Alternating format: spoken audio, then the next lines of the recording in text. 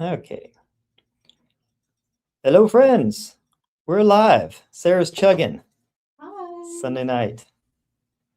Hope everyone's doing good. Hey, friends. I already have a lot of people here, but we'll give it a second for some more peeps to fill in. We had to move from Saturday to Sunday, so not our normal time slot, but we're just going to make it work. Right? That's right. We're just gonna make it work. How's your day, Sarah? My day was awesome. What'd you do today? We attended a tea party. We did. Yeah. We went to a 6-year-old girls' tea party. We hosted. We hosted. Yeah. Yes. We had VIP seats. Yeah. Yeah. Very sweet little girl. How's the sound out there, guys? We had some issues last week. Give me a thumbs up if you can hear us and see us, if there's no echo. Besides that one. I can't guarantee y'all we won't have some catastrophic failure tonight. That's kind of our jam, but hopefully we at least start off good. Sounds great. Yay! And Kathy's in the room. Yay. So before we get into all the things we're going to talk about, Kathy has this great thingy coming up. It is called it's a weight release reset, but it's super cool because like I'm dealing with this too. And one of my big goals going into this year is feel better, restore mitochondrial health, cellular health, lose some weight, do all that stuff, right? Optimize everything. Sarah's a little quiet. Well, yeah, that's Sarah. Here, I'll crank up her volume. Anyway, so Kathy's doing this thing called the Weight Release Reset, which is a 4-week guided program designed to help your body release weight by restoring safety, energy, and metabolic flexibility at the cellular level. Unlike traditional weight loss programs, this reset teaches your body to stop storing fat from stress and finally shift into release mode. Anyways, we'll drop a link in the comment and everything. And I would encourage people that are trying to lose weight to look into this program and join Kathy's thing because she's a mitochondrial expert, but also we realize that like weight gain is not only from like lack of exercise and eating the wrong things. A lot of it is like energetic. A lot of it's cellular. A lot of it is signaling in your body. A lot of it is also just mindset. And this thing that she's doing is going to be awesome, and it will help us take care of all that stuff so that you actually see gains. Like it's frustrating when you like eat right and you exercise and you're still not losing weight, right? So a lot of it is like mental blocks. It's subconscious. It's all sorts of things going on. So this thing will fix a lot of that. We'll drop a link below. Anywho, how about hair gain? Well, I don't know. I think that's probably a separate thing. I don't know.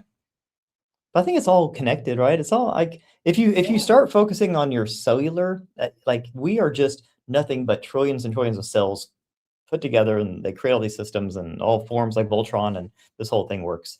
So if you want to fix anything, you got to really go to the cellular level, right? You got to go to the source. So are we talking about Lush today? I don't know, man. We're going to talk about all sorts of things. So remember, Lush is just energy. Lush is good and bad. Like Lush isn't just this negative thing. You can have positive Lush too. So Yes, we'll definitely be talking about positive Lush because it's almost New Year's. It sure is. What is today? 28th. December 28th. Yeah, that's crazy, y'all. So 3 days. Yeah. 3 days. Yeah. All right. So what's going on out there, world? We haven't been here in a couple weeks, so we've done a lot in the last couple weeks. I forget what happened last weekend, but we had some. Oh yeah, we had some event or something. We couldn't do one, but anyways. So we'll recap the last few videos real quick, and then we'll just get into like a Q&A and updates thing. Okay. So drop comments if you have any questions. We'll do our best to answer all of them.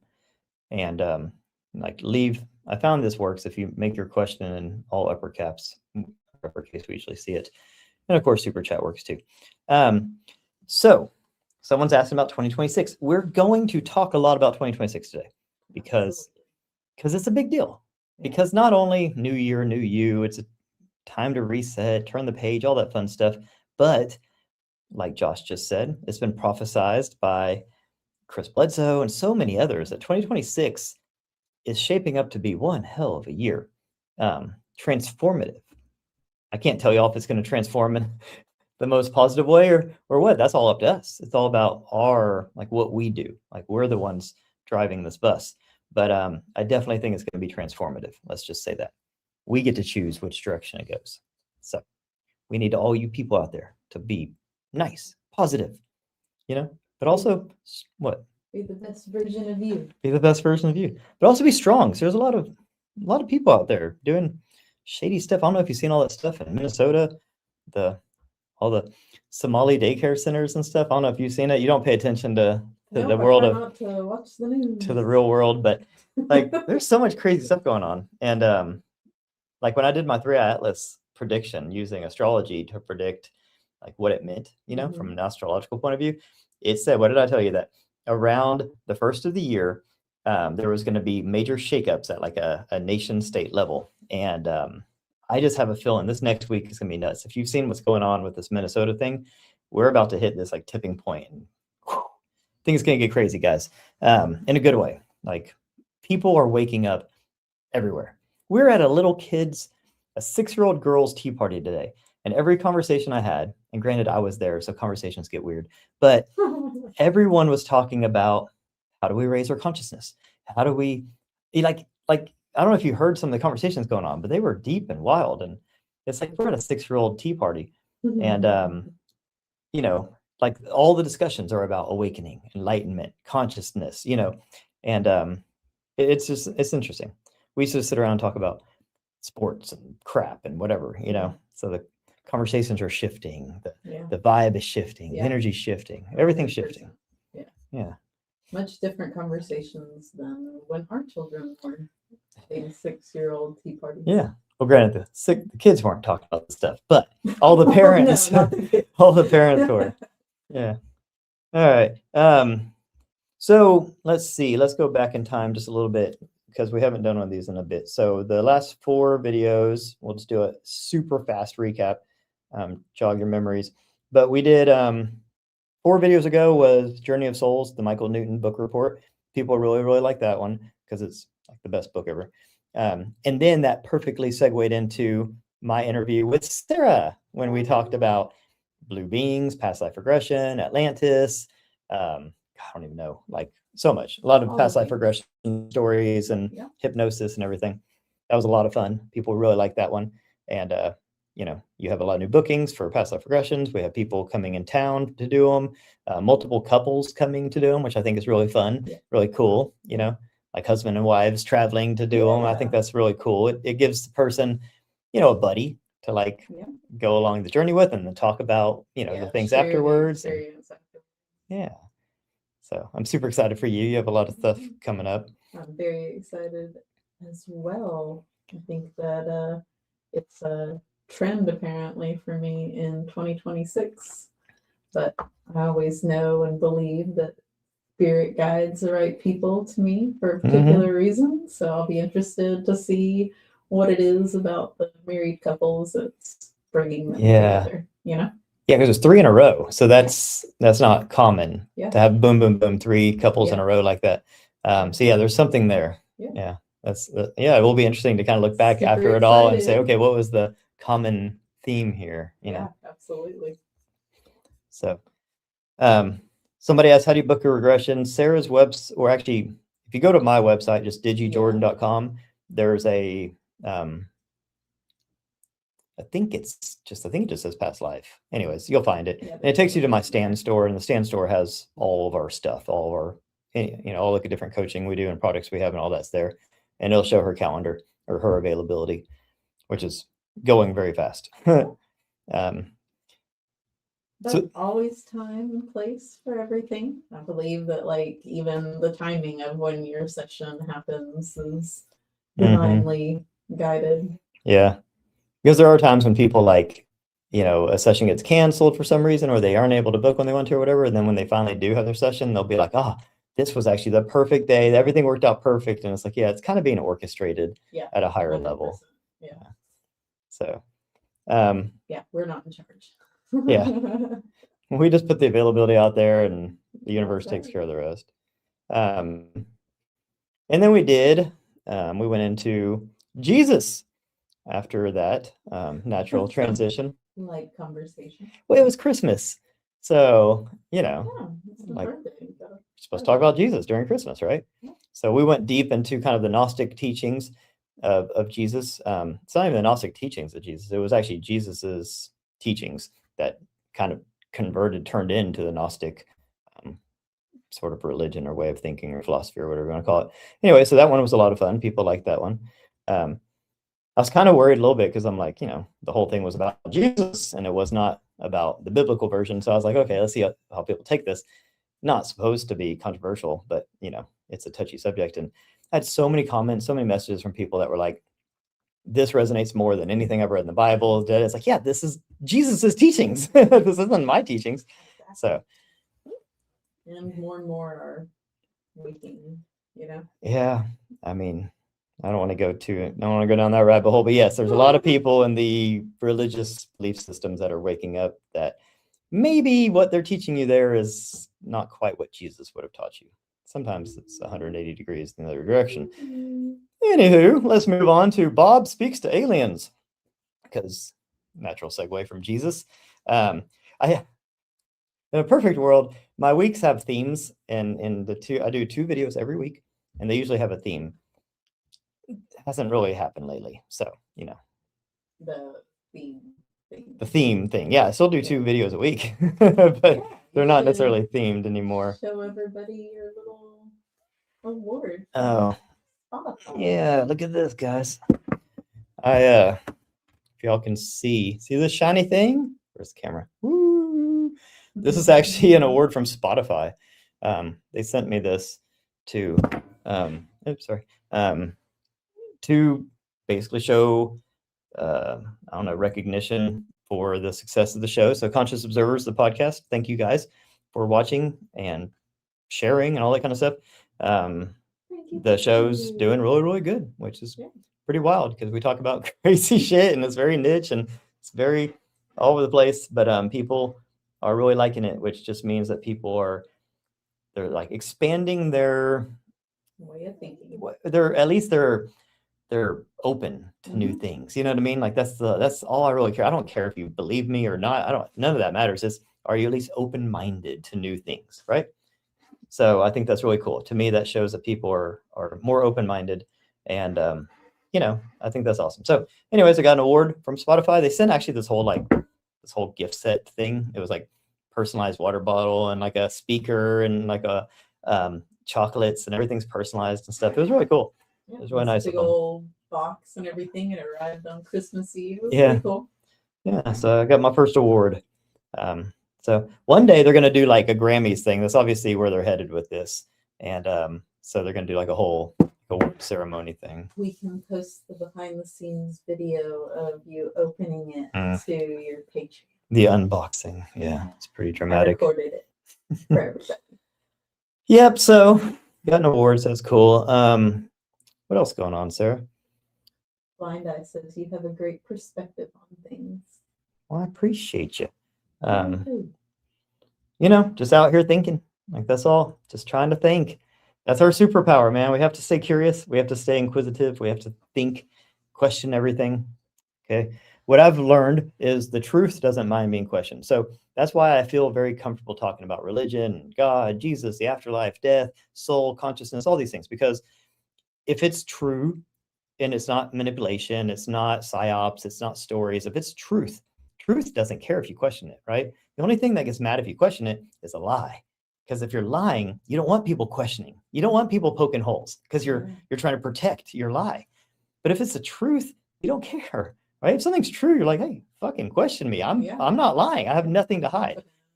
So the things that people get the most bent out of shape about are the things that I feel have the most to hide, that are the most manipulative, things that are just truthful and honest. I mean, no one should ever, feel bad for questioning that stuff. So I don't try to question anything in like a combative way. It's just hey, let's just dive into this, So that's all. And everyone should do that. So you have a request to do a book report on Ingo Swann. Yep. I'm actually going to do probably Penetration is his most famous book, and that's my favorite book of his. So yes, Julianne Hall, I will definitely be doing an Ingo Swann book report. Yep. So Ashley said she watched 3 2026 podcasts today. Wild timing. You mentioned Following Nudges. Oh yeah, the one about the Hopi prophecy / Edgar Casey prophecy / Chris Bledsoe. The lady prophecy. Yeah, that one was wild, huh? So yeah, I know what you're saying. How do you discern a true nudge versus interest shaped by immersion and similar content? Meaning, like how I think in that video is the first one I said I felt like an intuitive investigator. I feel like my intuition leads me, like as I'm investigating something, like it leads to something else, and there's usually overlap. And I think what you're saying is, well, isn't that kind of natural? If you're investigating this, it's going to naturally lead to adjacent things. And yeah, absolutely. What I was talking about more specifically is sometimes my investigation into things leads to things that aren't related at all, like a completely different field, completely different topic, but they have overlap, right? And that's where I get really interested, is that these topics, like right now I'm kind of diving into the pyramids in Egypt, because some of my investigations have taken me that direction. Absolutely. And the things I'm finding are not the things you would expect. So it's not just that, oh, I started investigating like ancient history and that led me to the pyramids. Like that would be a natural progression. I'm like, I was investigating Ra Uru Hu, the guy who created human design, and how he describes the Big Bang and the crystals of consciousness. And that led me to the core of Earth being a crystal and the pyramids being this. Anyways, I won't get into it now. But anyways, whole point is like sometimes these fields combine that don't have anything to do with one another, and they kind of fill gaps and stuff. And that's when I get really excited, because I was like, I went from Chris Bledsoe and Edgar Cayce and the Lady prophecy and the Hopi prophecy to Ra Uru Hu and the Big Bang and crystals of consciousness, all having to do with the pyramids. And it led to this breakthrough in my head anyways about what the pyramids are for and what's coming next. And those two topics have nothing to do with each other. So anyways, there's a lot of new information coming out about the pyramids as well, so it'll be really interesting to find out what all actually is discovered. Yeah, in the next, I think the pyramids are going to play a very important role in the next couple of years. Oh, 100%. Big time. I mean, there's no way around it. I really think the Great Pyramid is going to be like the star of the show. And we'll see what happens with the lady's prophecy and all that. I mean, I did my whole prediction video on it.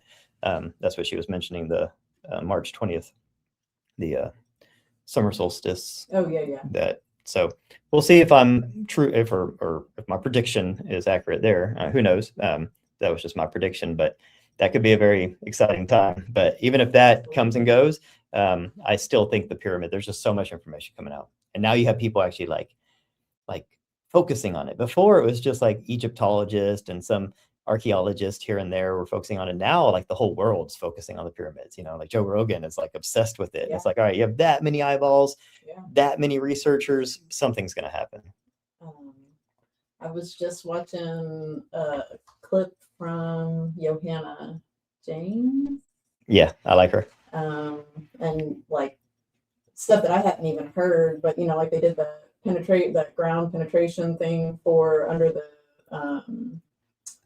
pyramid, and I guess they did it again for like other places, and that like there's all of them have like deep like underground chambers, and they have like these labyrinths that all connect them and everything. So like there's actually like a dig permit that's been submitted. Is this still the Giza ones, or is this? Yes. Okay. Yeah. The whole plaza, but they actually have like a dig permit now.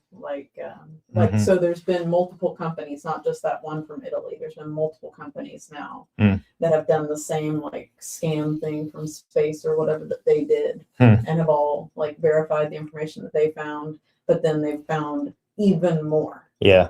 So. Yeah, and the more they look, the more they're going to find.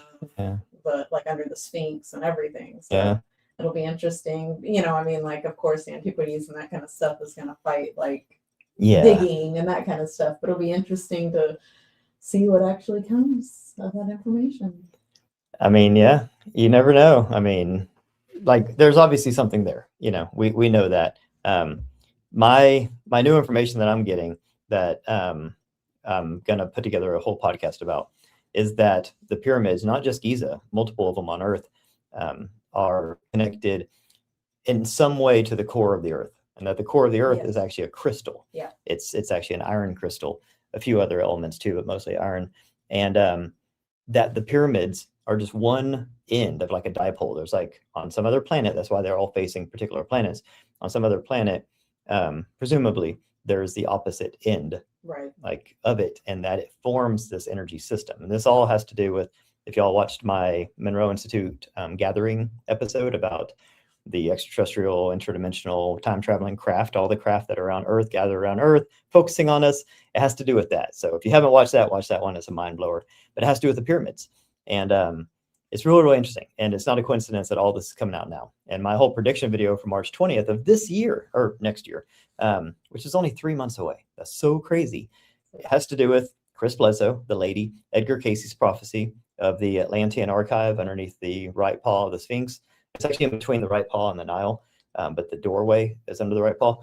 That Atlantean, the archive, the Atlantean library, has something called the Firestone, which is this like red crystal that the Atlanteans hid away and preserved because it was partially responsible for destroying their civilization.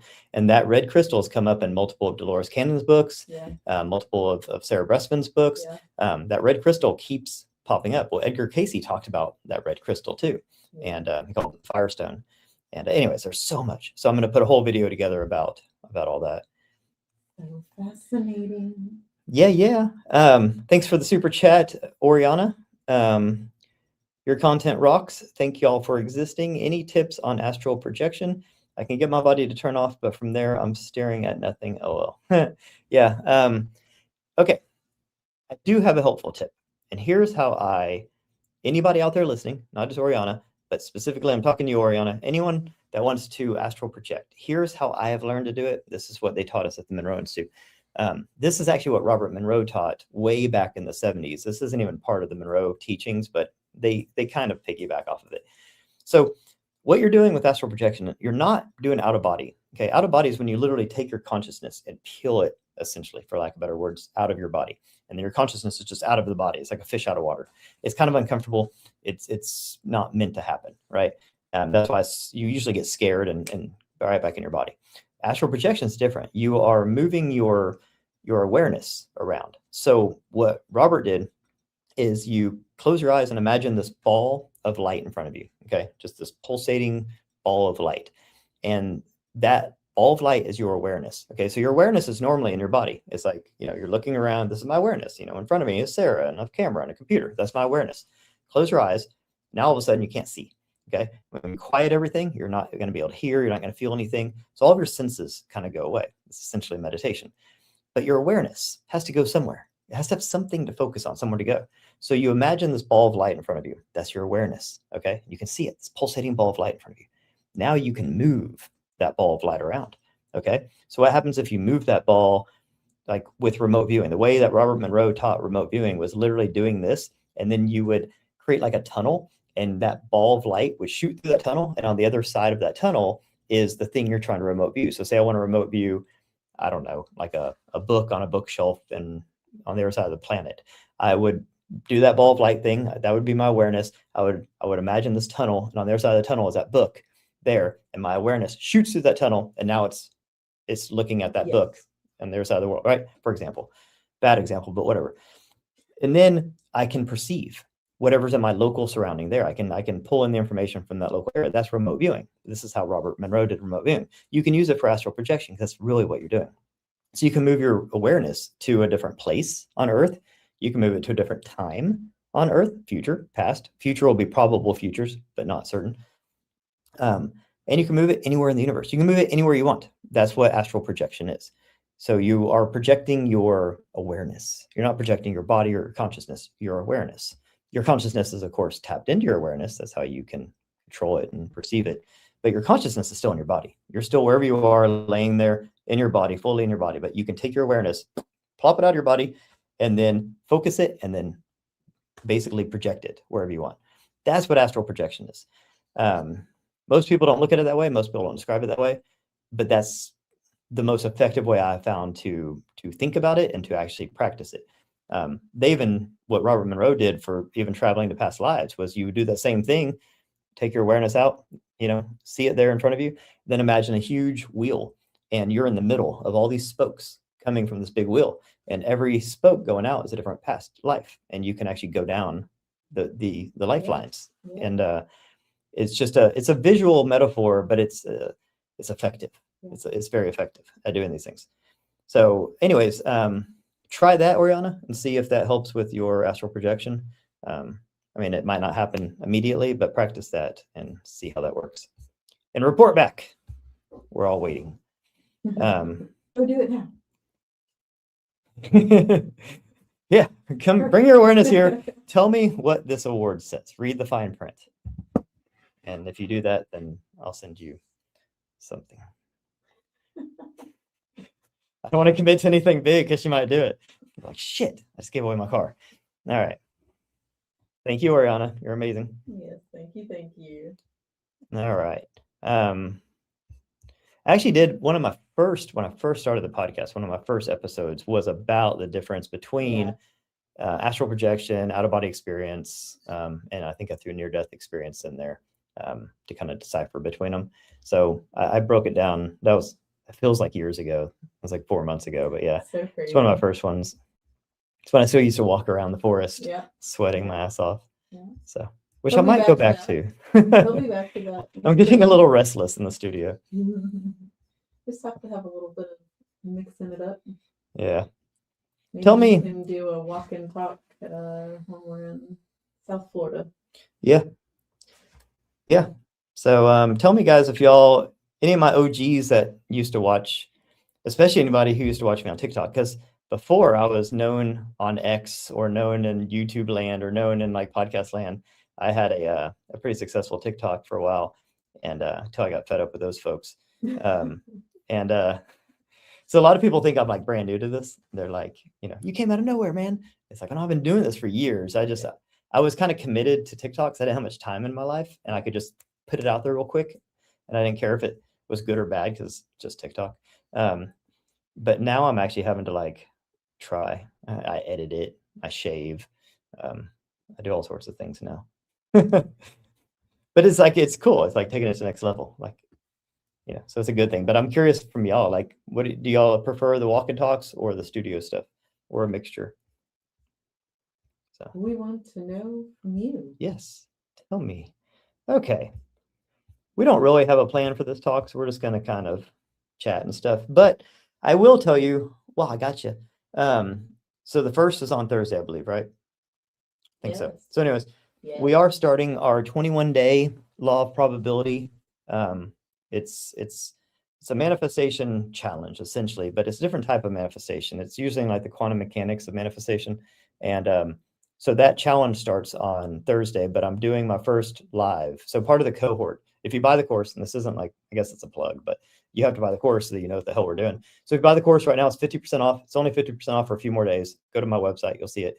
The promo code's it's in the description and everything. So 50% off, and you get free cohort. That's the only time we're going to do a free cohort. You get 1 month free to the community. The only time we're going to do that. And you get the course for 50% off. It's a freaking amazing deal. So do that, and then you can join our cohort. But the cohort basically just means it's like a group thing. So we're going to do a group thing for 21 days. Yes.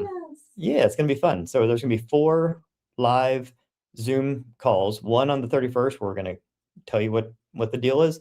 And then one at the end of the week 1, week 2, week 3, we're going to give away prizes at the end of it. It's going to be a lot of fun. And we have this community where everyone gets to be in this community. And I'm setting that up right now. I'll have it done tonight. It's on Circle. And then everyone can share and we can inspire each other. And I'm going to be doing daily things in the community every single day. It's going to be really cool. So anyways, that's going on. Great way to start the year. So. Yes, it is. It's going to Yeah. be awesome. Yep. So, and everything will be recorded. So like, say, for example, the calls, I don't know exactly the time of the day I'm going to do them. I'm still taking a poll on that. But it's going to be early in the day, probably noon is where I'm leaning right now. So it'll probably be noon, but then I'll post the recorded video in the community every day. So if you can't see it live, it'll be immediately posted in the community and you can watch it anytime. And Sarah's going to be moderating. So she's going to be in there spreading her light and love and, Light and love, everybody. yeah, all that fun stuff. So it's gonna be fun. I spent a lot of time working on this course. I use it myself. I'm gonna be using it a lot this year, and I'm excited to see what happens with us and with all of you guys. I want to, I'm always I always want to hear people's wins. I always want to hear what works, what doesn't, so that's why that's why we're doing the community. So we can like have this community that's like no trolls, no bots, no BS. It's just humans that are all on the same wave that want to just help each other be like badasses and just like have like, like make the most of their life, like overcome fears and overcome barriers and obstacles and just like really just optimize your life. And the law of probability is this unique way at looking at life that it's based on quantum mechanics, because you have to understand everything's quantum. Everything in the universe is quantum. And even though we seem solid and physical, we're still quantum, and our future is quantum, which means it's not deterministic. It's probabilistic. It's a series of probabilities. And through something called probability engineering, you can actually select the path that you want, the outcome that you want to manifest, and you can increase the probability of it happening to such a high level that is almost inevitable. And then it basically has this cascading effect, and it makes all the adjoining pathways, all those little forks in the road, and all those little choose your own adventures from here to there, like it'll just illuminate the right path, and basically everything falls in place. That's what synchronicities are. It's like, oh, so lucky that this happened just like this. Oh, what are the odds of that happening? And it's like, well, it's not luck, it's probability. So we walk you through the whole thing, 21 days, 21 different modalities, 21 different ways of manifesting. You're going to learn 21 totally different manifestation techniques, and they stack on each other.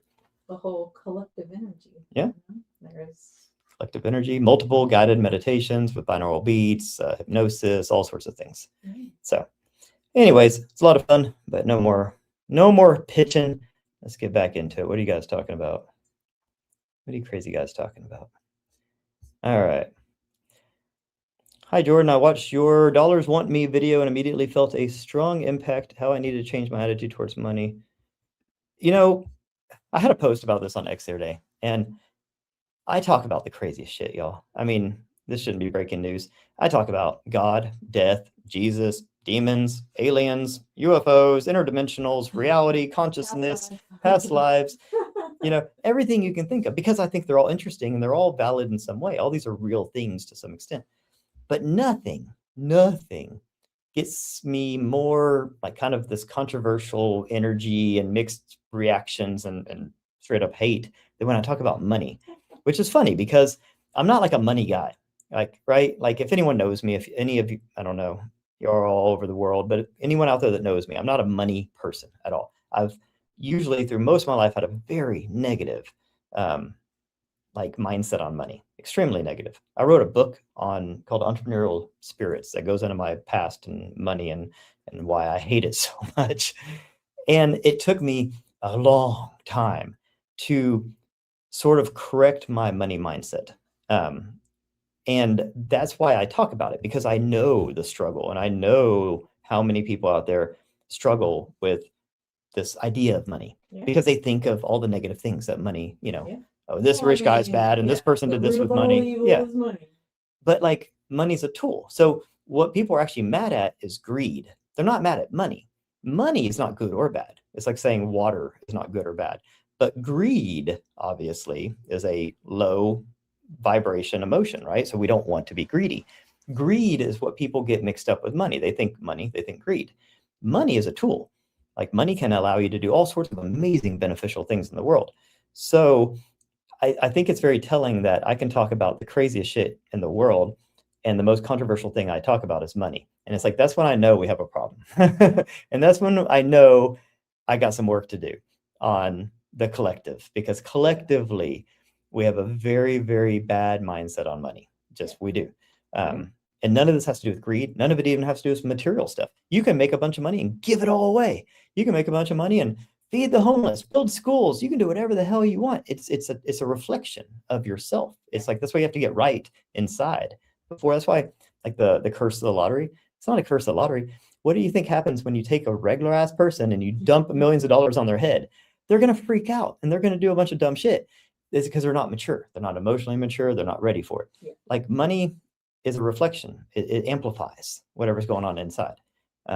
So it's a process. It's a spiritual process. I really think one of my favorite entrepreneurial guides is Dan Koe. And Dan Koe wrote a book called Money is Spiritual. I believe that's the name of the book. He's very minimalist, so something like that.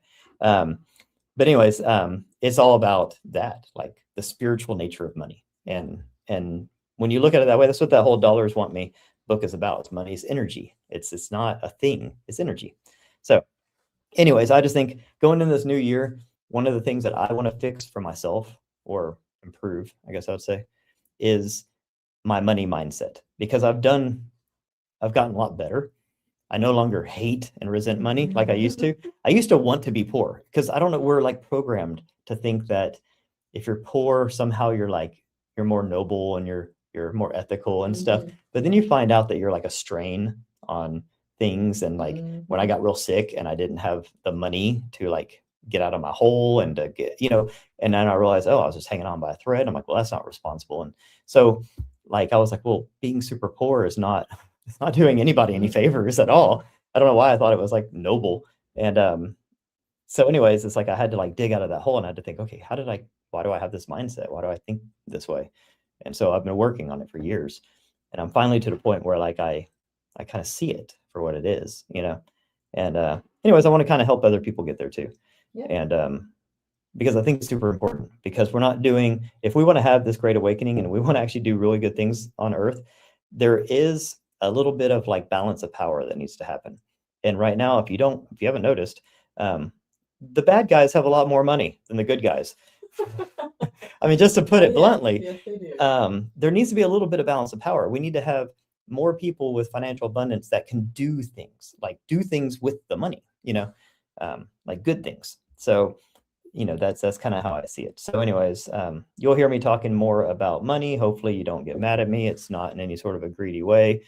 Trust me, I am not fucking rich at all. All I'm doing is trying to fix my mindset on money. That's it. It's not even about having money. Like, I don't even know how much money's in the bank. I don't even care. Like, it doesn't even matter. It's just numbers. It's just a mindset thing. I don't want to feel icky anymore and that kind of stuff. Yeah. And same thing with, so many people can relate to that. Like, oh yeah, don't even want to like talk about it. Yeah, it's taboo. Yeah. Like, I'd much rather talk about God and demons than money. Ugh. Much more acceptable. Yeah. The thing that we literally use every single day. And hopefully one day it's not like that. I'm not saying I like money. I'm saying right now it's sort of important, and pretend it's not. I don't know. I mean, if you can swing it, like there are some people out there that just go through life and they're like, whatever I want, just, it's like that abundance mindset is beautiful. A lot of those people also don't have kids and stuff like that. So once you have a family and stuff, it kind of changes things a little bit. But anyways, everyone's different. This is just my journey. So anyways, I share things that I learn, and I'll still talk about all the weird shit. Don't worry. But we're going to have a little more focus on financial abundance and money mindset, and also things like health.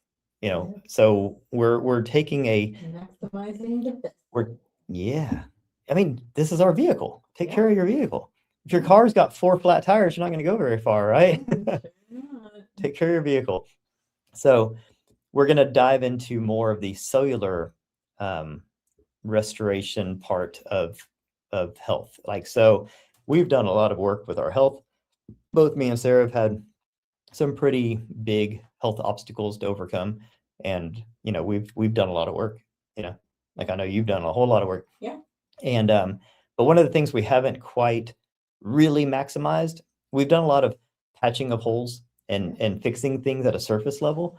But now what we're going to do is dive into the like cellular level, and I'm fascinated because the law of probabilities, I traced back how we became a physical planet and physical beings from quantum, from nothing but just like these, they call it the wave function. The wave function is just a encapsulated probability field. So you have different possibilities in this little, encapsulated like little quantum qubit type thing.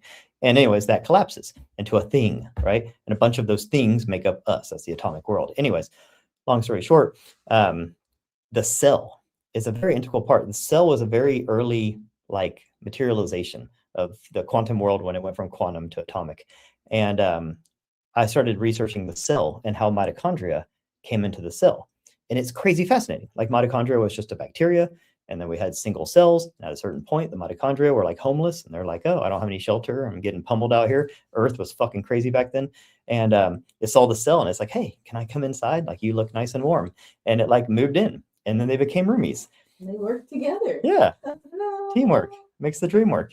And after that, we created multicellular organisms that couldn't have been or wouldn't have been possible without the unification of the cell and the mitochondria. So I started researching, okay, what is mitochondria? That's wild. And what is a cell? That's wild. And it's just all mind-blowing stuff. And when you realize you are made up of these things, like that's it, like they are what make you up.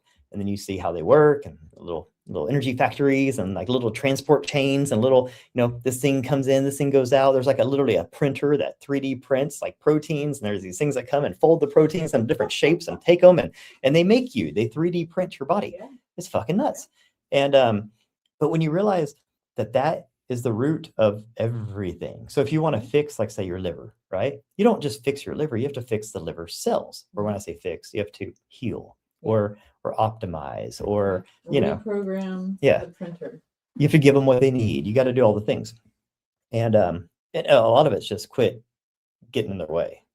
Like most of the time they'll do what they need to do. Sometimes they need some help, but most of the time we just get in their way, with all of our EMFs and endocrine blue lights and everything. All kinds of things that are. Yep.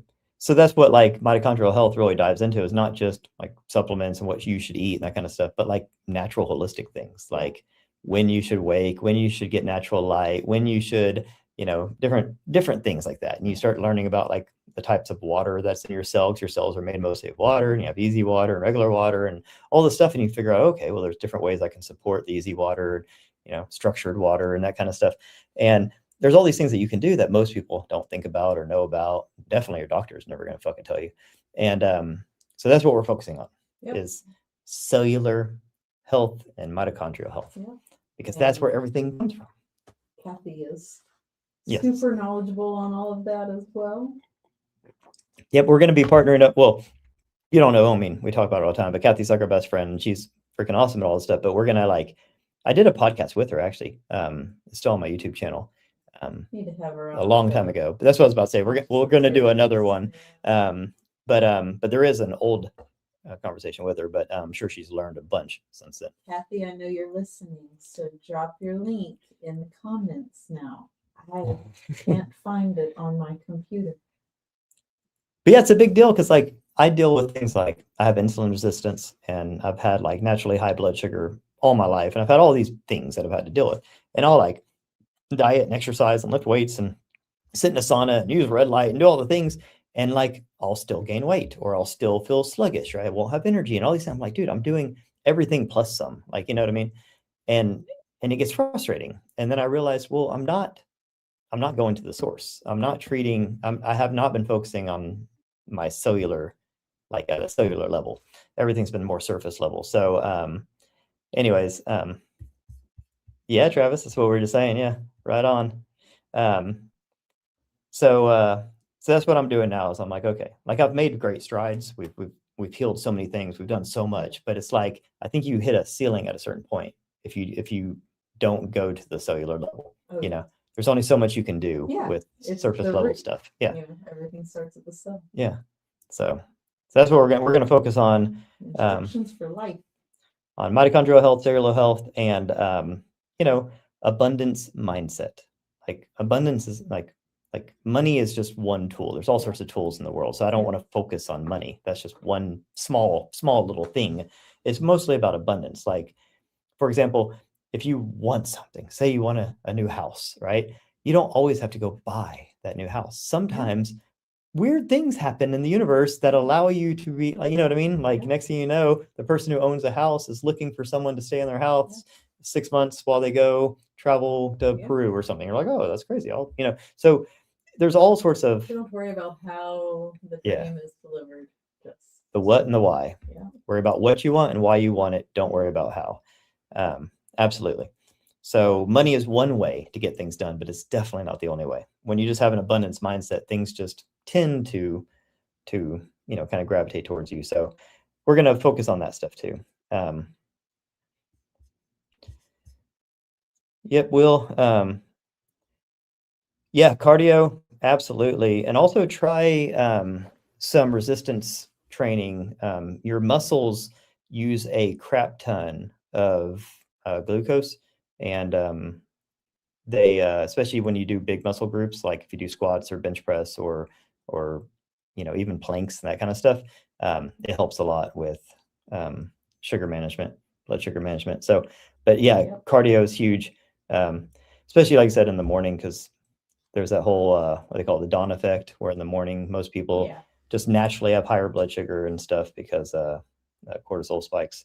So, but yeah, I mean, type 1 diabetic, I mean, there's going to be, unfortunately, just things that you're going to always have to do that other people won't have to do, and so I'm proud of you for pushing through it and figuring out what works and try all sorts of things. That's how I've been, like, my blood sugar's so high, like I basically have to eat I usually go carnivore as much as possible, but I have to eat crazy low carb.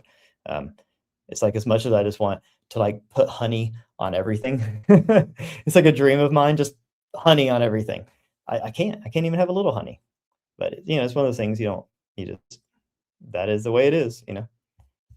But I'm hoping that once we do this whole cellular Yeah. reconditioning thing, that maybe things stabilize and things will be different. Yeah, I'm proud of you. You got your cardio in, and you don't even have to pump iron. Like they found out that like doing things like wall sits and planks, some of these more simple things, because they work big muscle groups and they do it in a different type of a way, have a really profound effect. So you don't always have to like go to the gym and lift weights. Even doing like the bands, resistance bands work. But yeah, try like planks and wall sits. I mean, I know they're not like a lot of fun, but they're easy to do. Don't require any equipment or anything, and they do help a lot. Yep, honey and butter on everything. That's my dream. One day it'll happen. Yeah. So I don't know who I'm gonna go ahead and block this Ultras Marrow guy. Sorry, buddy. You might be a good person, but I don't trust this whole RIP Ozzy Osbourne thing. That's code for something.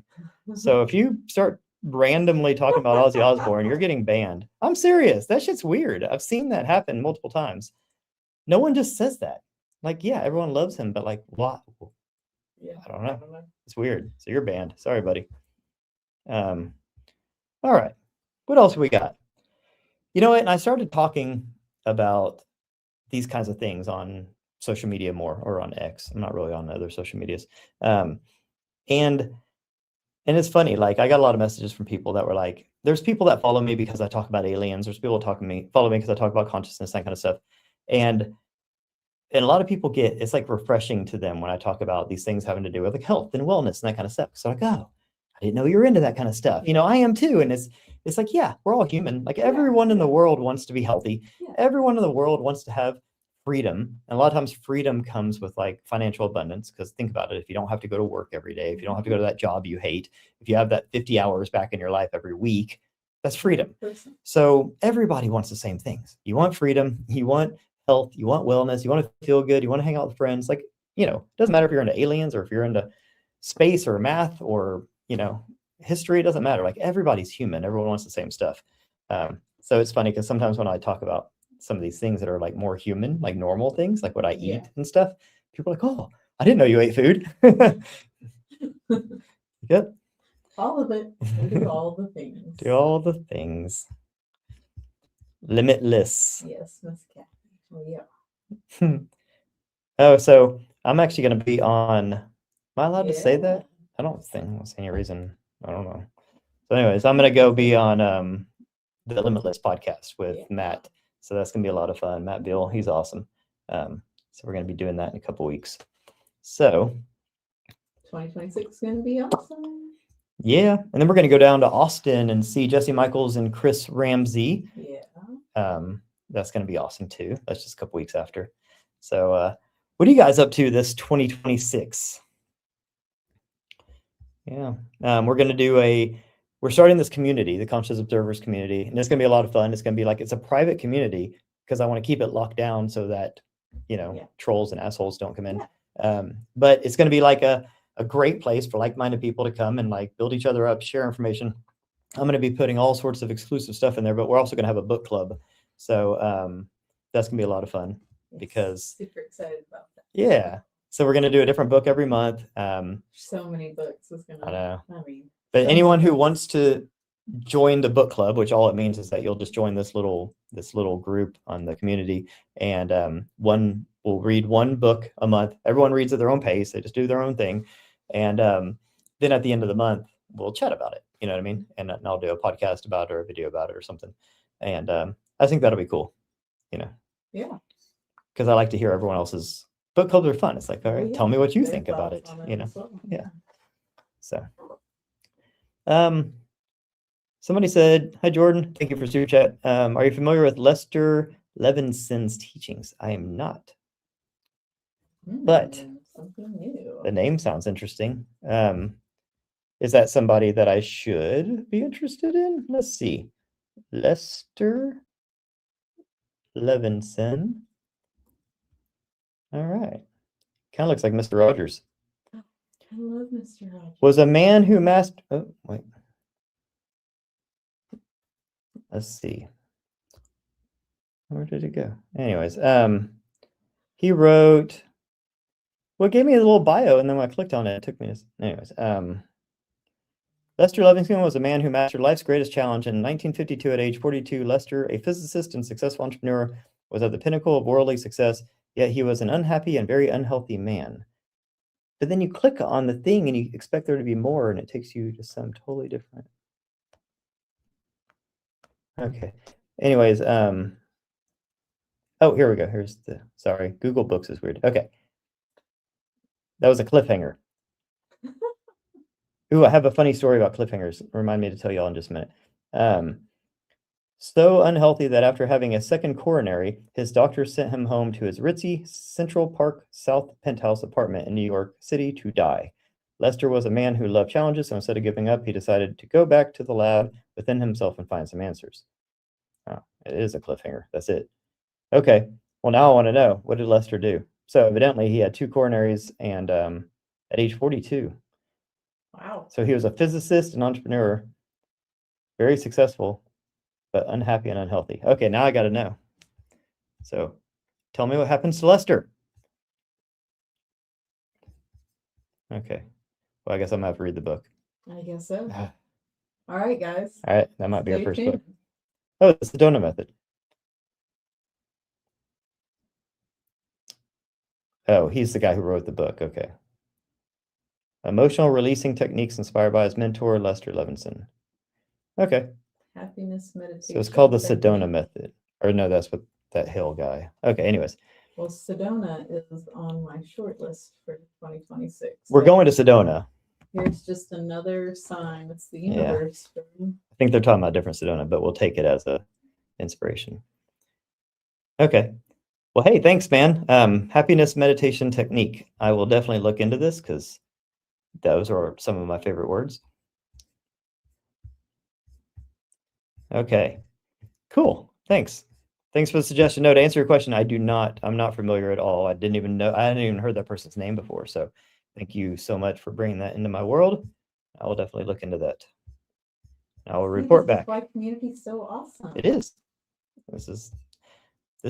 I'm so excited about our Conscious Observer community because like I'm on social media and stuff, but social media is like chaos. I mean, there's just so much. And I hate it because like when I get on X, I actually like X, but then I get on there and I usually get mad because X, like, it's like, I don't know if it's the algorithm. Well, the algorithm's like, here's all the corruption happening in the world. And it's just like, ta-da, and it's like, son of a bitch. So it's like, it's hard because I can't just like, it's just there. And then you're like, oh, what the, that's not cool. So our community is not going to have any of that. And it's just going to be a place where like I can focus and like still share and connect and do all the things that I go to social media for. Like I go to X to like do all those things. And then next thing you know, I'm like, we need a revolution. It's like, fuck, that's not how I started. So I apologize if y'all follow me on X. It starts good and then it goes down fast. So I'm excited about our community because then we can just like share Be like positive, positive love and light. stuff, and yeah, it's gonna be great. Yes, we hate the news as well. Yes, it's like a necessary evil in some ways, but it needs to be like managed. And right now, it's like just fuel on the fire. Yeah. It's like unmanaged. It's Yeah. like insane. It's pure chaos. So You never know what's gonna come at you either. Yeah. You know what Yeah. I mean? Like you're gonna scroll and you don't know what's about to don't hit know what you. the next thing Yeah. is. Yep. So that's why we're creating the Conscious Observer community. It's on a platform called Circle. Circle is great. It's an amazing community platform where you create your own, but it's very similar. It feels like a combination of like, I don't know, like Twitter and Facebook. It's very simple. Yeah. But it's better, but it's simple and it's very familiar. It's very easy to use. I think people are going to really like it. So be looking for that. I'm putting the finishing touches on it right now. It was a lot to set up. Took longer than I thought. Anyways, what do we got? What do we got?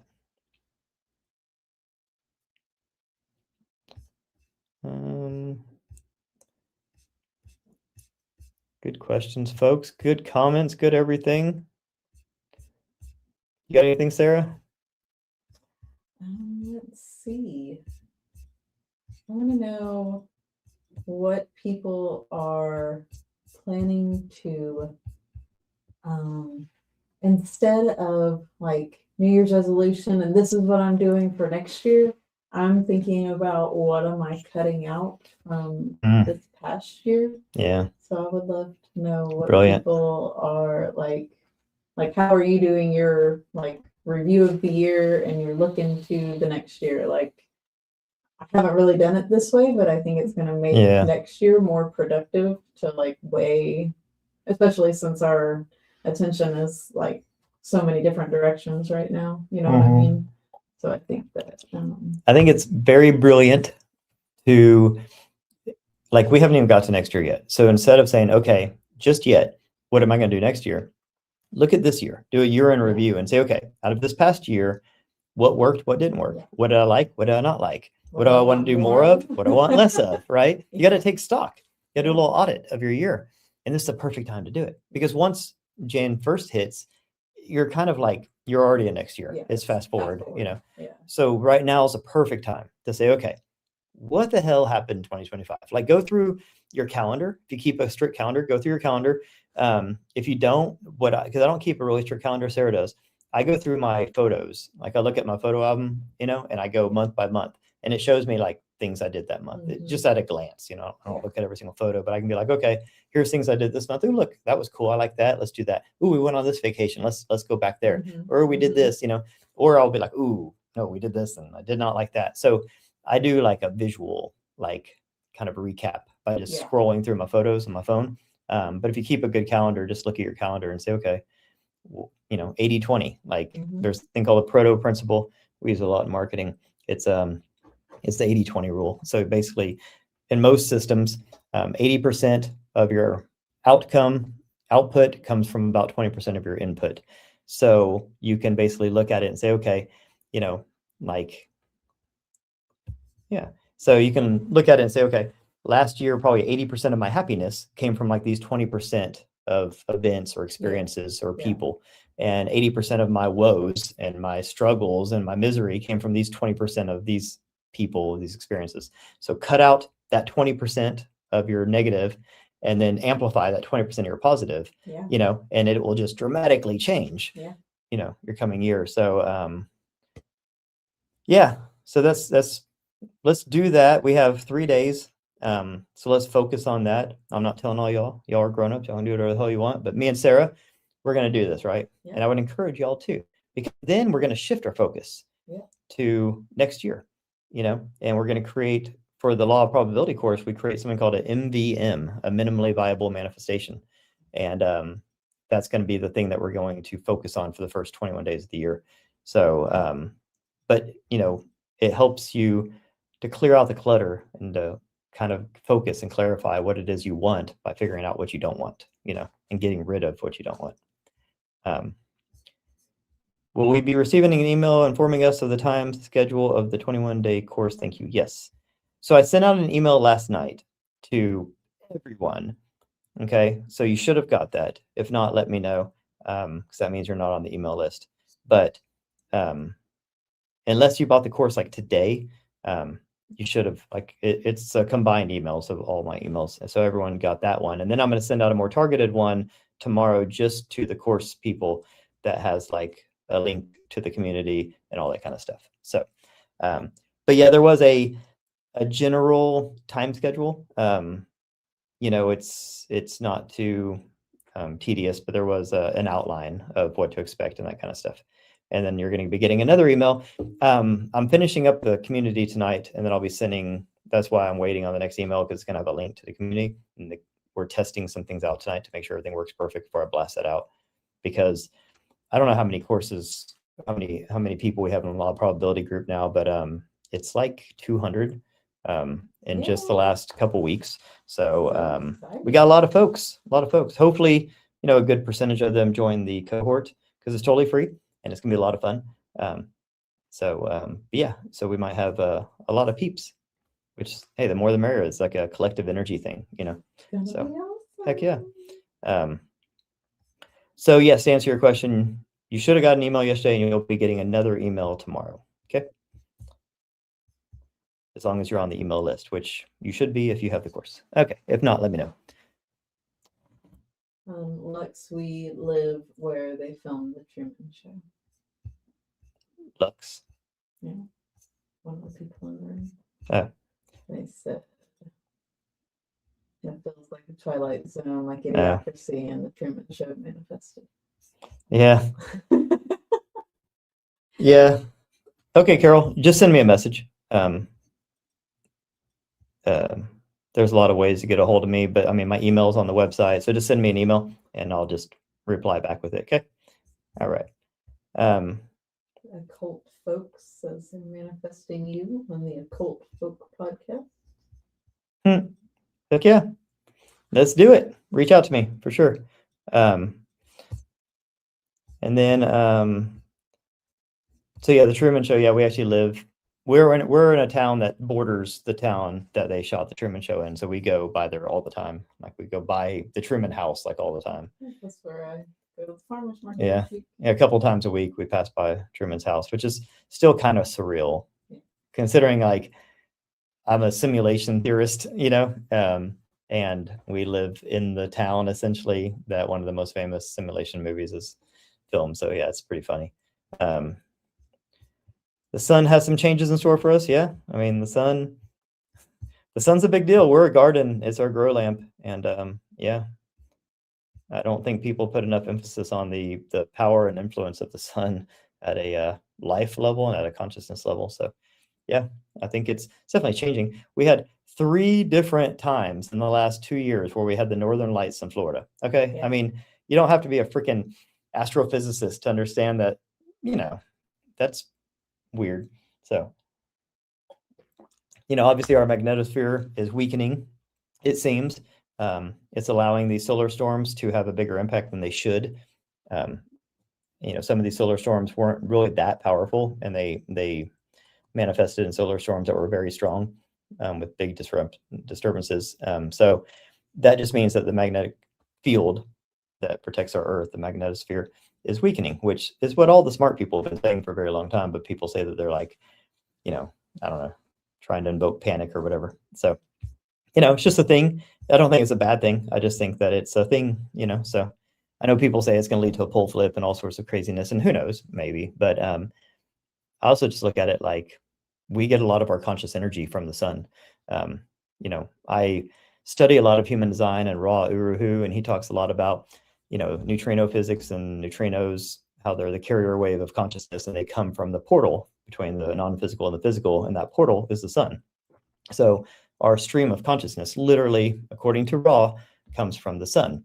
So, you know, I don't necessarily look when it's kind of more active and powerful. I don't see it as a bad thing. I see it as you're probably going to get more conscious energy, you know, more of an intensity, you know, maybe some more downloads. I always just tell people, go outside, like go outside, you know, and let your body adjust to it. Yeah. You know, you get the information that Yeah. it's sending you. So, you know, You're meant to soak it up. yeah, don't fear it. I mean, but it's just like we live right next to the ocean, and you have to respect the power of the ocean. You know, we live in a very, very safe town, but people die here all the time, and they die in the ocean because the ocean's powerful. And it's because they don't respect the power of the ocean. Yeah. So the sun's the same way. The sun is not dangerous or deadly, but you just have to respect the power of it. It's powerful, you know, in a good way. 100%. All right. I want to hear more about the story you posted on X about what you saw. Wild. Well, we know that I don't do X, so. Were you talking about the UFO? If so, Sarah was with me. So, I was talking about the V-shaped, the one that we saw during the Northern Lights. Okay. Yeah. Oh, that's probably what spurred the question. So yeah, it was that one was wild. I 2 years actually ago. saw it first, Yeah. and like, turned you towards Yeah. it. Remember? Well, I we had literally just seen couldn't even, we had just seen the orb. Yeah. Remember? So I have the orb on video. Yeah. And so we were taking pictures of the Northern Lights. We walked down to the beach. We took a bunch of pictures, and we were walking back up to the house, and it was just the sky was it was pink, you know, because where we are, we're south, we're Florida, so it wasn't like the greens and yellow. It was pink, which is really pretty, like pink and purple.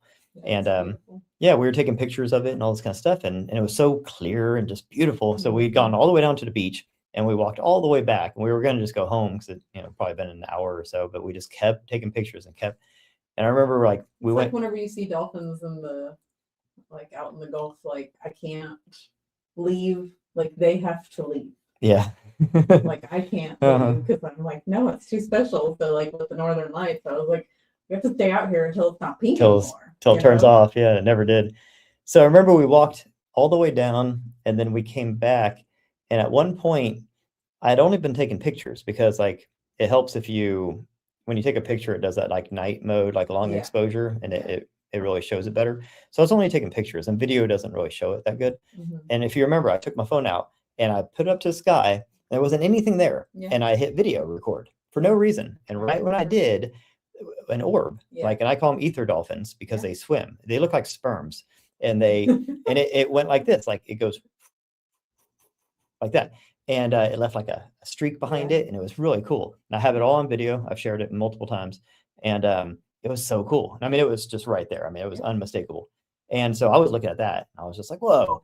And I slowly dropped my phone, and then that's when you go, whoa, because you were here, and you pointed past me, and you like turned my head because I was still looking this way. And I turned my head, grabbed your shoulders, and like turned you because I literally couldn't even get the words out because it was so.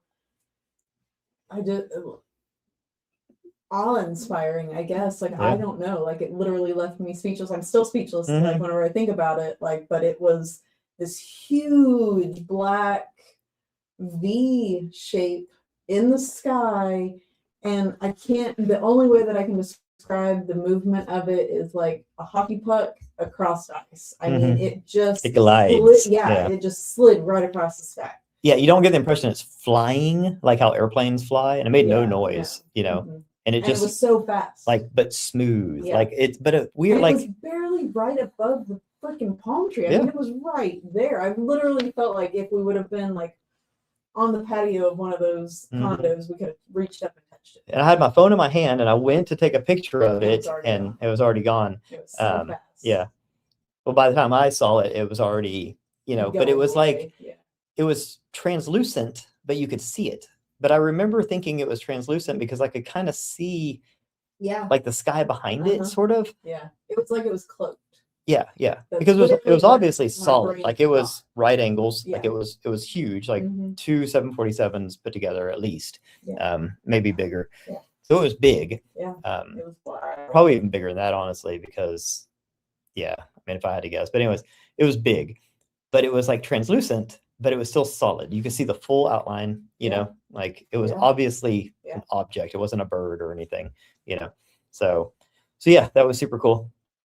That was a wild night, man. And what I said in the post was that, so that night, the whole sky, the ionosphere is ionized, right? That's what happens during the solar storms. And when that happens, things are, that's what causes the aurora borealis. I mean, things are just different. Like everything's energized.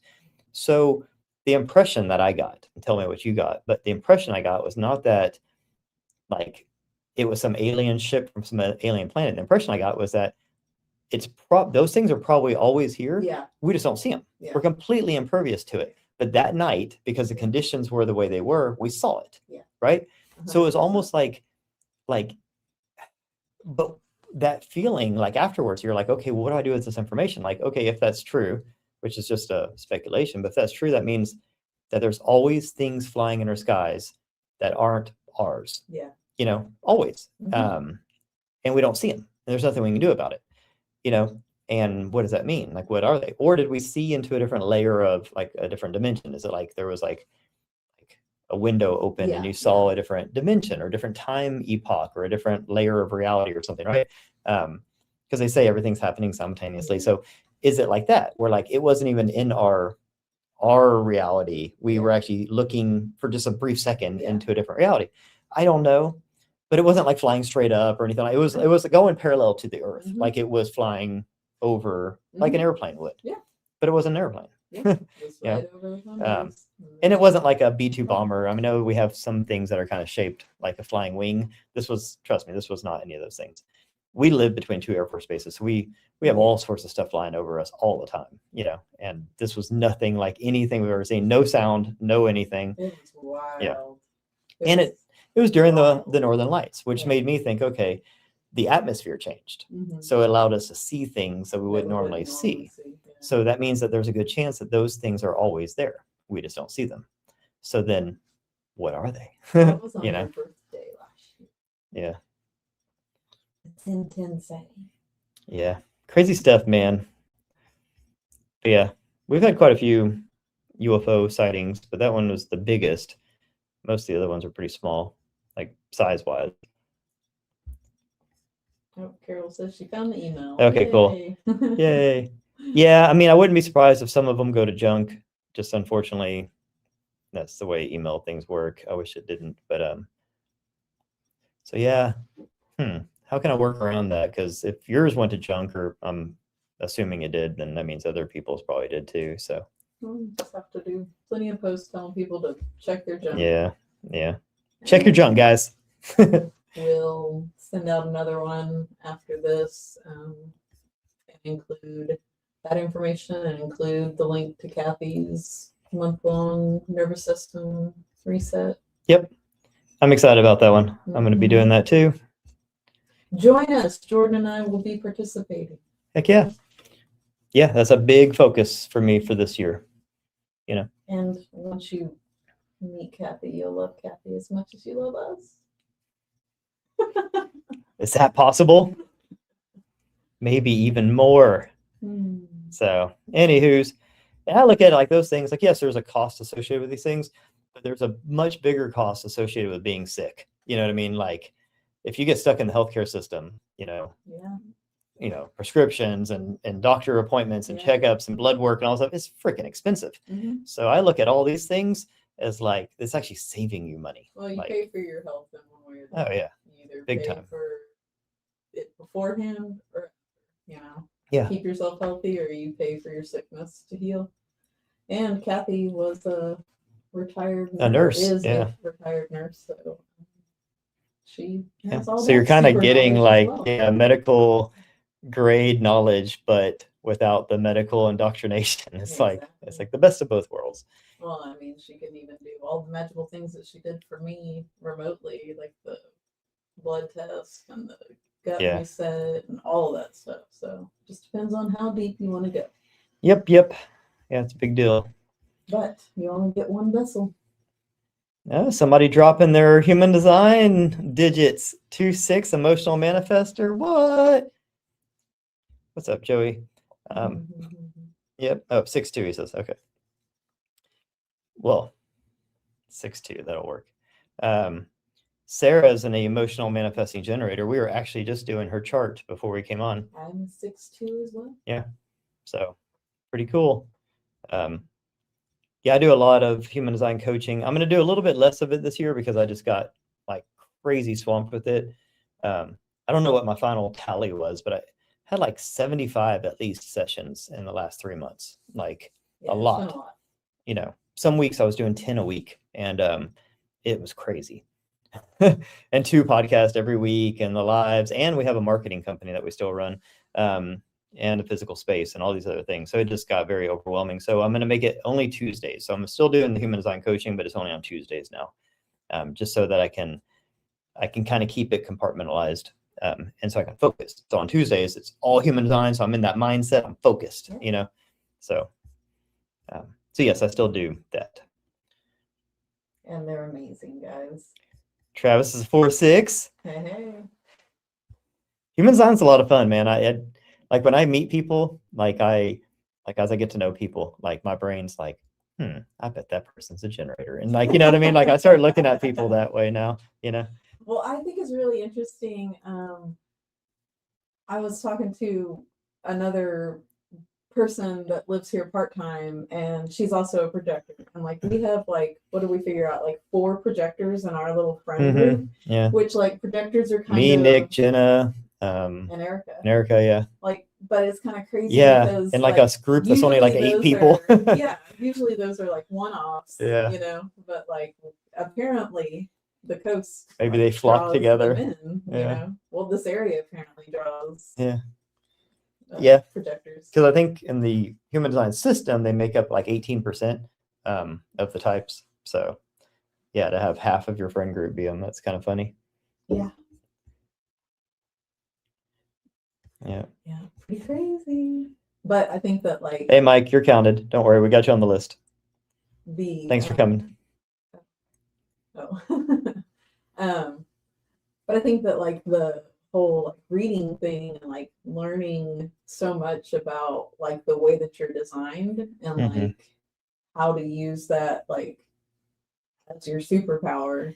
You know what I mean? Like it's just like, say you're car shopping and you buy a Porsche and you take it off-road. You know, it's not going to go very far. You know, break an axle, you'll have a shitty ride. But if you take a Jeep and then you want to go drag race it, you're going to lose, right? You're using the vehicle in the wrong way. So that's what human design does. It teaches you how to use your vehicle the proper way so that you can use it with less resistance and you can go further and faster and easier. So it's all about just figuring out what kind of vehicle you have. You know, and human design tells you like very granular, like here's all the details of your vehicle. It's like a blueprint, it's like a user manual for your vehicle. It doesn't really touch the consciousness. I split each human being into 2 parts. You're a higher self and a human self. You're a consciousness that streams into this physical avatar. And what human design does is it tells you the blueprint for your specific human avatar. Doesn't so much touch the like your soul, your purpose for this lifetime. Even though we reverse engineer it from what we call the incarnation cross, we can actually figure out why your soul chose this body the same way. Like if I saw some dude driving a dually truck with a bunch of wood sticking out the back, I could assume he does something having to do with construction. You can kind of reverse engineer someone's intention for picking that vehicle by the type of vehicle they're in. So we can look at your purpose that way, but it's a little different. But I can tell you all about your physical avatar. So it is truly, truly fascinating, like to understand that certain things that like maybe you saw as like a downfall of yourself, it was like actually just the way that you're built, and that there actually are reasons behind it and how to use it to your favor.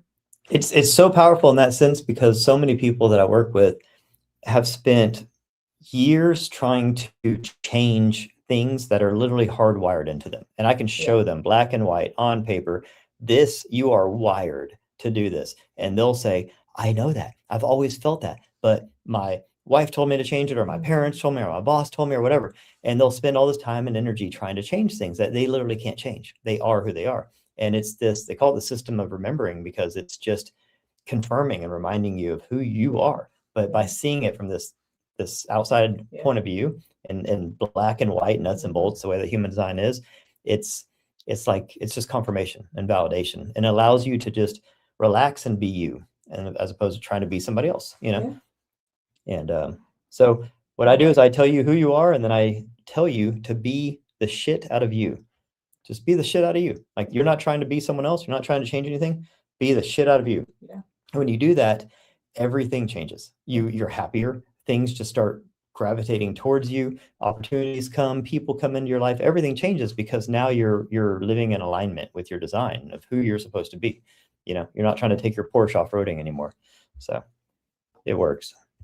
Well, and it's weird because like, and you tell me because like, obviously you're the one doing these sessions, but like, it almost seems like some of the things that I've dealt with in my life, like, or like things that I was supposed to have to overcome and then Mhm. understand are actually strengths about myself. Like me being an emotional man generator, Mhm. like, and then like having emotions, me being emotional weaponized against me in my childhood. You and used to that try kind to of like turn stuff. off your emotions, Yeah. thinking that they were like causing problems. Well, because when I in was reality, you told just, that, well, you yeah, know? exactly. But that's literally like my superpower. Yeah. You know, so Yeah. You're not only supposed to have emotions, your chart says that you're supposed to use your emotions to literally direct you and to Yeah. make decisions for you. It's the Mhm. brain of your body. And so if you are like cursing your emotions and trying to suppress them and ignore them, Yeah. you're literally doing the exact opposite of what you're designed to do. Yeah. And that's what you were doing for a good part of your life. And it led to all sorts of negative outcomes. All right. So like you, and how would you know? Like, you know, you're doing what your parents told. But yeah, it's crazy like that, huh? So, can you still hit easy street with mud tires? See, that's so what I tell people in human design, and this is 100% true. Anyone can do anything, just like any car can do anything. But there's things that you are specially made for. You know what I mean? Everyone has their specialties. So yeah, you can hit easy street with the mud tires, and you can take your Porsche off road. It sounds like a lot of fun. You're probably not going to get very far. So, but anyone can do anything. Some things just take extra effort. Limitless beings. Yeah. So, Mike, I think you came in right after our UFO story, so you might want to rewind. I wonder if Patrick's in the room tonight. We're gonna tell the guinea pig story. I've been waiting for the guinea pig story. Yeah. That's kind of crazy, huh? Well, since you mentioned it, go ahead and tell it. It's a short story. He might see this and around, you know, it's recorded and live or whatever. Okay, so our guinea pig story. Now we have to go back in time a little bit. This was a while ago. I don't even know how this happened, but somebody, Patrick, kept asking about the guinea pig story. Yeah. So Not real sure how it got brought up, but we have a very different guinea pig story. So I very much believe in signs, especially like around significant dates. I believe in like our past loved ones, like delivering us signs and all that good stuff. So in 2014, Jordan's mom passed away really suddenly. It was really sad and unexpected. And we went to her service, and I don't know, afterwards we went to this, we still lived in Texas at the time. little duck pond. We went to this little duck pond, and we were just sitting by this duck pond on a blanket, just like breathing for a few minutes. And I don't even know how to describe it, but like out of nowhere, we're just laying there and we're like looking at the pond, and there's some ducks. There's like this, It had a little cliff. our kind feet of are thing. almost to the edge of the duck pond, and then there's a little cliff, like a 2-foot, like Yeah. little drop off, but a straight drop off, then it goes to the water. And you could see like the exposed roots of like the grass and Yeah. that kind of stuff that was growing right up to the edge. So we're laying on the blanket and we're looking kind of over our feet, over our toes towards the pond. It was like a water fountain and stuff. We're just trying to chill. And out of nowhere, I see a guinea pig's little nose like stick up from the ground, like from by the like Yeah, where by the water, yeah. was, like the edge of the water. And I was like, and it like went right back down. I was like, what was that? And then He was bright white. yeah, Like, and then he looked popped back brand up new. again. And I looked at Jordan and I was like, did you see that? And he was like, see what? And then he like started looking, and then it popped up again, and it literally like it was like stuck in the roots, wasn't it? Yeah, Like, it was you went having and it was grabbed having it. trouble getting up like the ledge thing. Yeah. But so it was just this little head Yeah. popped up. It was this little white head, but it wasn't a gopher. It wasn't. It was a No, guinea pig, it like was a little guinea pig. perfect brand, like you would see at a He pet was a store. baby Yeah. too. And so we sat there and we held him, like, and then we Yeah. took him home, and it was our And what guinea else are you pig gonna for a do with while. the guinea pig Yeah. that you see in the wild? But where does a guinea pig just walk up to you randomly? I don't know. Like, there was no one near. I mean, No. you're not near anybody. Wasn't anywhere near any houses or Yeah. anything. But it was right when my mom died, and it was then the day we had the after. guinea pig, and it was like I don't know, maybe like, that was like, I don't know if it was like my mom sent it or whatever, but it was at least like this It was a comforting. It was like a sign. hug. It was like because now we have this cute little guinea pig thing, and it was cute. And And, Lola loved Yeah, it. we had our daughter was very young at the time, and She so was 6 and she was so heartbroken over Mimi, and it brought her so much joy. And Yeah. it didn't make any sense. It Yeah. shouldn't have been there. It shouldn't have been that friendly. I remember we were just Yeah. sitting there holding it, and Yeah. like, I didn't bite anything Yeah. or anything. And then I remember our friend Nicole ended up taking it, and it was like some special, like the coloring Mhm. on it was all exotic and It was like a show special. guinea pig Yeah, or something. She was like, this is like a really special guinea pig. Apparently, it had Mhm. like all these extra, I guess, cowlicks on guinea pigs is a big deal, and it Yeah. had like 8 or something. So, anyways, it was super strange, but that was our magical guinea pig story. Mimi and the guinea Yeah. pig. Yeah, crazy stuff. You never know it's gonna walk out of the lake. Never can tell. But I mean, it's one of those things where, Einstein has that quote that synchronicities are the universe's way of maintaining anonymity, right? So, like, if the guinea pig just poof appeared out of thin air and Yeah. fell on us, okay, now the jig is up. Now we Yeah, know that yeah. it's a holographic reality and you can create anything, whatever. But when something like that happens, you're left with this mysterious wonder, like, where did it come from? Like, why? Like, what did it mean? But it just kind of is that reminder of like there is like unexpected magical things can happen. Sometimes things can appear out of nowhere. You know what I mean? There doesn't always have to be a logical explanation for everything. So you can kind of carry that forward and just, use it to like just stay in this childlike, magical kind of mindset, just knowing that the universe is full of surprises and anything can happen anytime. Yes, it was a real guinea pig. Yeah. Yeah, it was real. It was the oddest thing. And it was February too, so it was like cold outside. Yeah. Like it was not warm, Yeah. it was cold. Yeah, I don't know. But yep, that's the guinea pig story. We were professional photographers back then. We had a studio in our house and we did a bunch of family stuff because we had kids, so we were a family. And so we had animals like galore. We had ducks and we had bunny rabbits and we had all sorts of stuff because we'd set up these like elaborate sets in our garage and do family portraits and stuff, and we would get animals for them, and so we would have the animals for a while we're doing these things. So our house was like a zoo. We had a big old German Shepherd and cats, ducks running around, The ducks were the most fun. Their little feet pitter pattering on the rabbit floor. eating everything. So anyways, yep. The happy bunny. All right, guys, that's an hour and a half. I got to go do some work. We will see you all on the next live and in the cohort. Yep. If you're Come join the cohort. community. Come join the cohort. It's going to be a lot of fun. We're going to make 2026 the biggest, baddest, most awesomest year of all time. I have 2 more episodes dropping this week, of course. Happy New Year's, everybody. Love you all. Thank you for being here, and see you soon. Yeah. Thanks, everybody. Good night. Good night.